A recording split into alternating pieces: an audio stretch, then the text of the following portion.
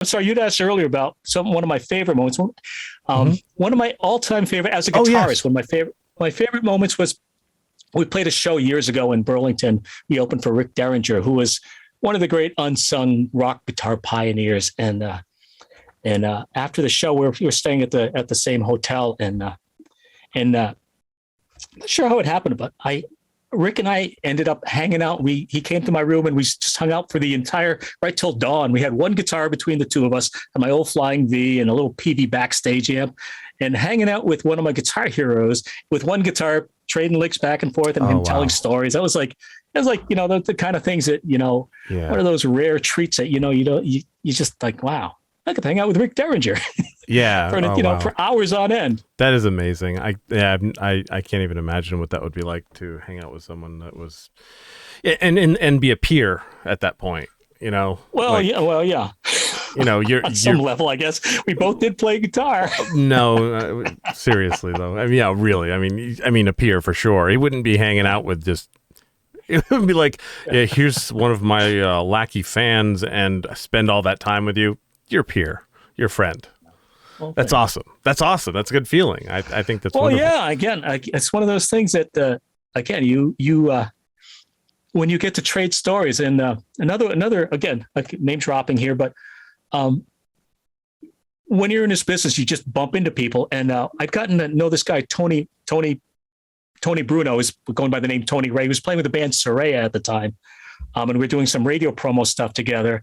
And the next time he was in town, Soraya was opening up for Bad English, and I get a call. We happened to be playing at Club New England that night, and Tony calls me and said, "Hey, yeah, you want to come down and have dinner with Neal Schon?"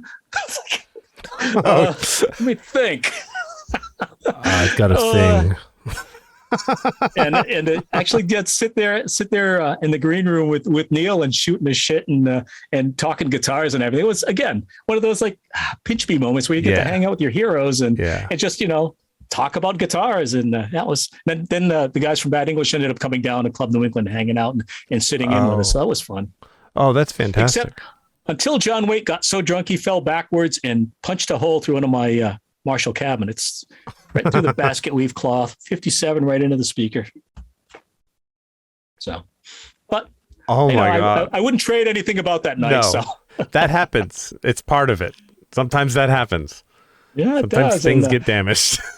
So again, I'm lucky I get to do this, and you were asking about people. I mean, oh yeah, the studio's been what a great landing spot for me. People, again, terrible cautionary tale for my son. Again, that idiot can make it. Anybody can succeed in this business.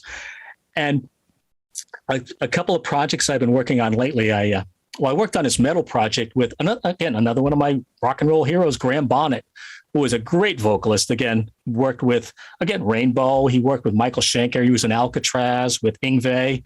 It's one of those classic smoky rock, big voices. And I produced a project with him recently, and again, I'm like the weak link in that chain. And we got another project I'm working on right now. I get a call from another. Again, I get calls. Actually, one of the other projects, I got this call from a friend of ours who's a new age artist, Heidi Osgood Metcalf. She's hyphenated, but she's quite nice. And she's a Windham Hill artist, piano player, composer. She's a really talented artist. And she said, "I'm thinking about getting into more of a rocky thing, and I'd like you to play guitar and produce." And I said, "Oh, cool." And one of my favorite things is when people say, "Hey, I know a drummer." It's like, well, this boy I used to babysit plays drums, and I'd like him to play on it. I'm thinking, okay, well, that should be good. So it turns out this boy she used to babysit, fortunately, is LA session drummer Matt Musty, who's now the drummer in Train, who did a stint with our own Grace Potter recently. Wow. So he's quite a talented cat. Yeah. So I wasn't like this guy with a Sears and Roebuck drum kit. That's hilarious that it was put that way. Yeah, I know. It's like kind of buried the lead there, didn't you? Yeah, big time. Oh my God, that's insane.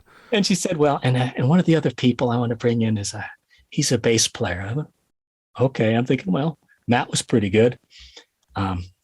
I worked with him in the Windham Hill project. I said, okay, well, it's probably good. Then if he's on Windham, working with Acker and Windham Hill, and goes, it's Tony Levin. Thinking, okay, I guess feel like King Crimson and Peter Gabriel, he's okay. That's that's I'm terrible with names.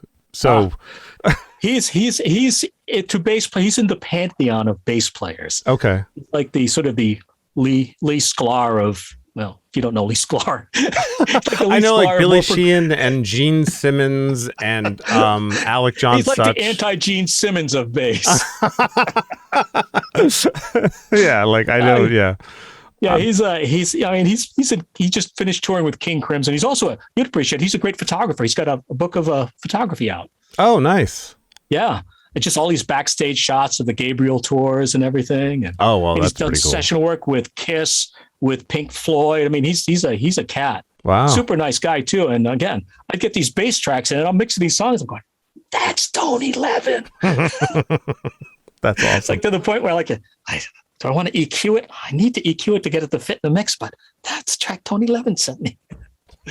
So again, that would be really exciting. I mean, I can feel your enthusiasm, and I can also, through empathy and just being able to radiate from my body through these airwaves, wondering what it would be like to feel like doing work with my heroes. I can imagine that is amazing. It's just, I mean, I'm a happy guy anyway. Yeah, my wife, fortunately, my wife and I have a diametrically opposed schedule. So she goes to bed at 11 o'clock. I work from 11 till 4 in the morning after she goes to bed. I get up around 10 or 11. I get about 5-6 hours of sleep. And she said, we would have not been together if you'd been up. She said, look, you're like a puppy when you wake up. It's like, it's too happy, too much energy. It's like, no, I'm a happy guy. That's my normal, that's my comfort zone. You default I get to happy. do this. I get to make music. I get to, this is my office. Yeah, it is a good feeling. I hope to become stable in something that I absolutely love at some point. For sure. And I absolutely never lose sight of the fact I lead a charmed life. I get to make music and I don't have to leave my house. It's my poor wife. That's the other thing. She's like, I figured we'd be traveling by now. It's like, I spent 25 years on the road. Last thing I want to do is leave the house. Yeah.